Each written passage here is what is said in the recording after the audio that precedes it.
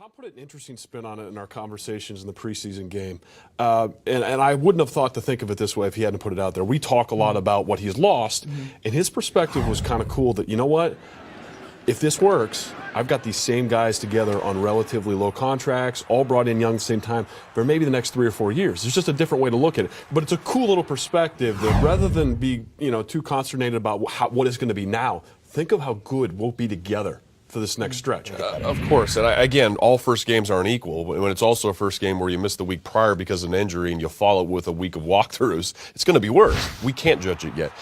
We could just put pause on this thing and talk about it in November, and we'll talk about their development because that's the normal curve.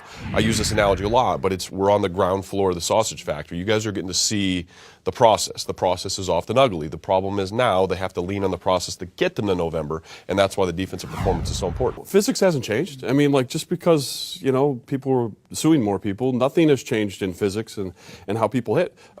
If you've ever or if you've never hit someone 60 pounds heavier than you, your opinion's irrelevant, quite frankly. I mean, this is something that you can't explain by, if you'd have taken an arrow, you could have hit that spot, and that spot. That's not how life works. This stuff moves at light speed.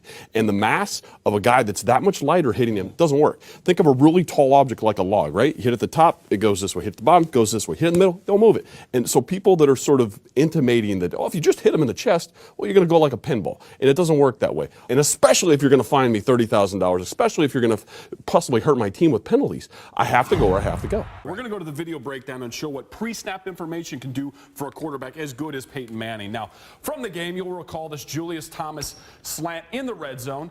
Really easy catch and throw here for Peyton Manning. But it's not just the mechanics of him as a quarterback throwing the ball. It's the information he had to make this play so easy. You're in the red zone. The real estate's reduced. The information is increased. It's a lot less plays to work with. So you're really going to want to know if the defense is tipping their hand. In this situation, they were.